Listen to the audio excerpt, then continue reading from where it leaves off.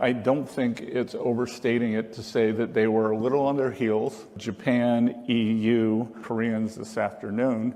So our largest trading partners we have trade deals with. So the Chinese, who like to project strength and under this monolithic view, they were on their heels because it was like, listen, guys, this is the way it is. You've got a pretty good deal going, but the rest of the world is now with us. Ernest Hemingway saying, how did you go bankrupt? Slowly, then quickly. Their economic model is starting to implode, that somehow they believe that gravity doesn't apply to them. And what would we do to them? We'd wipe them out. Wipe them out. Mr. Secretary, you just got back from Stockholm, Sweden. You were there meeting with the Chinese delegation about trade talks. This is your third such meeting, I believe, with them. Can you talk to us a little bit about what happened there, and then we'll get into some of the specifics about where things go from here on. Well, what I can tell you is I don't think it's overstating it to say that they were a little on their heels, because the week before, we had just done the Japanese trade deal. Then the day before we began our talks, I know you were in Scotland with the president, Ursula von der Leyen, president of the European Commission, came and did, what's the deal of the century with the EU. So Japan, EU, we are, I believe, meeting with the Koreans this afternoon.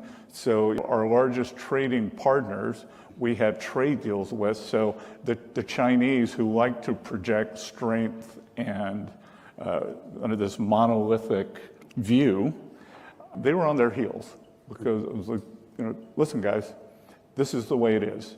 And you've got a pretty good deal going, but the rest of the world is now with us.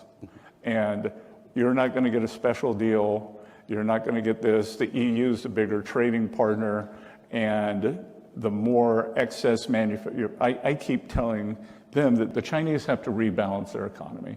They have the most imbalanced economy in the history of the modern world. They're 30% of manufacturing. They have a current account surplus that's equivalent to 2% of global GDP.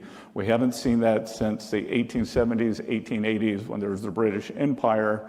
And I just said that the world's with us now, because for a while, it looked in April, May, like the U.S. was alone against the world. Now that we've done deals with our top trading partners, that we have a lot more leverage. And as you know, nobody generates leverage like the president. That's exactly right. So one of the things he told me that President Trump told me when I interviewed him in Scotland, the goal is to get China to open up. Did you get the sense that they're open to opening up or their economy to American goods?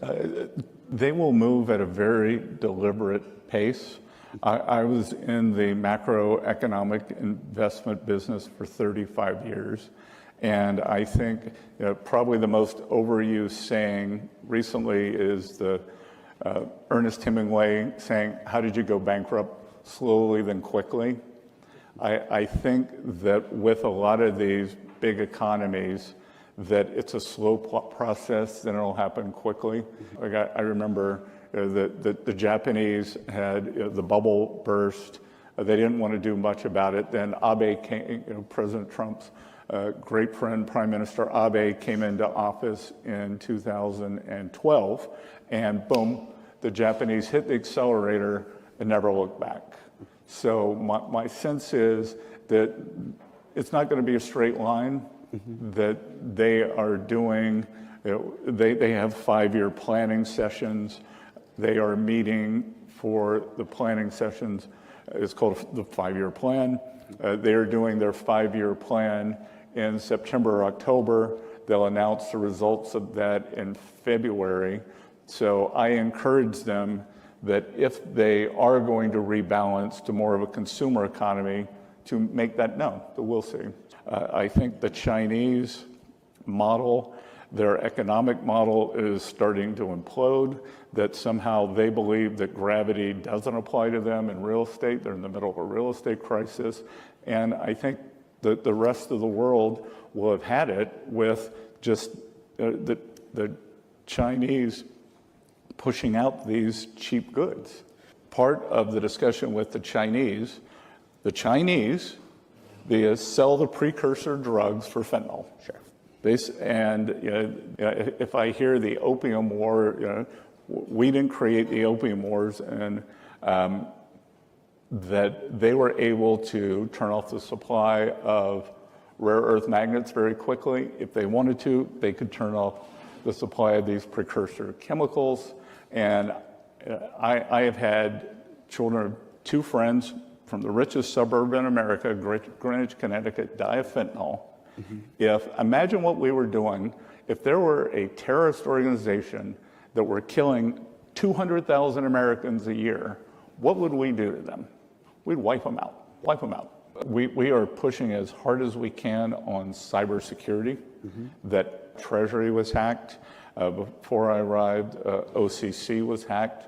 We believe that they were both Chinese hackers, which were brought up during our meetings yesterday, or in the 2 days. So we are holding a tabletop exercise with the regulators. I believe we just did it 2 weeks ago in case of a large-scale cyber attack. And we're pushing as hard as we can on this because, again, with generative AI, that they could just grab your voice and do it. I think my public affairs team, I think, pulled down 30 false Facebook pages of me, of things I said. Somebody came out and said, oh, sell everything, buy this. Mm-hmm. Jameson, what would a deal with China look like as far as being a victory for the United States? What do you want to see China do? So first of all, tariffs on China right now, all in, are about 55%, which for us is a good deal, right? They've been a very challenging actor on trade for a long time. We're going to trade with China. We want to have a good, healthy trade relationship with China, but there are certainly problems we have to correct for. In the future, if we have some other kind of deal or modification with China, obviously, we'd want to talk to the president and make sure he agrees with that. But I would envision something that is much more balanced, much more open to the U.S. and protects our industries here at home. I think you can find a spot where you can have all of those things. Obviously, the Chinese have to agree to that and be part of that. Maybe they want to, maybe they don't. But President Xi and President Trump, they have a good relationship. We are trying to actively have something that's good for American workers and American businesses. But it certainly takes two to agree to that kind of setup. And I know the president has been able to open up lots of countries to U.S. businesses. He's also been able to get certain countries to do away with the digital services tax and other non-tariff barriers.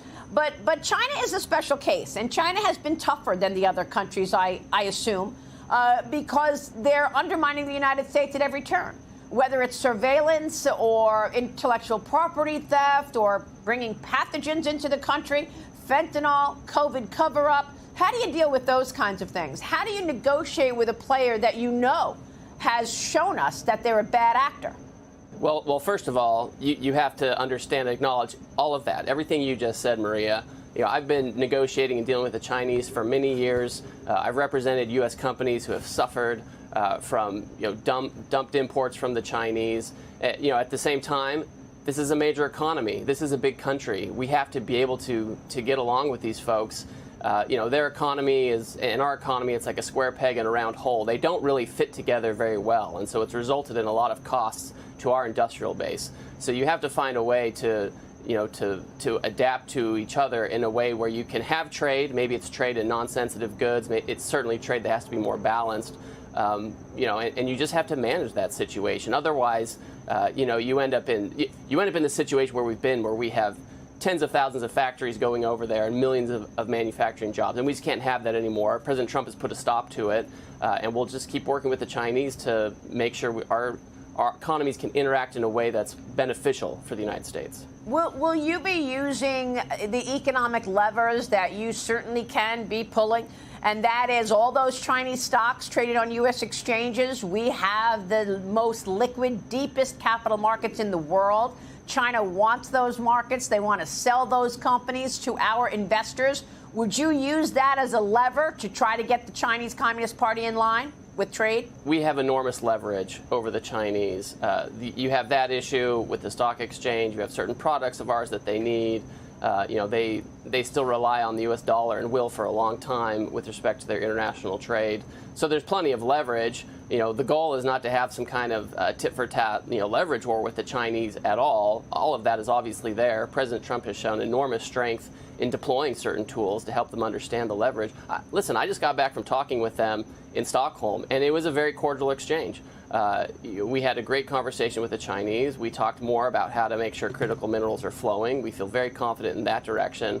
So, we're having constructive talks right now. If we ever feel like we need to, use leverage, we will, and we'll certainly always do whatever's in the national interest in terms of national security. That's not really a leverage point. That's just national security. So again, this is a challenging relationship, and we have to manage it, and the president's doing it wonderfully. So you have confidence that they will continue to send the rare earth magnets into the United States? Because there was a report in the Financial Times a couple of weeks ago that they were pressuring companies before they sent any rare earth minerals or magnets. They wanted to know where they were used. They wanted data from these companies. You feel confidence after your meeting?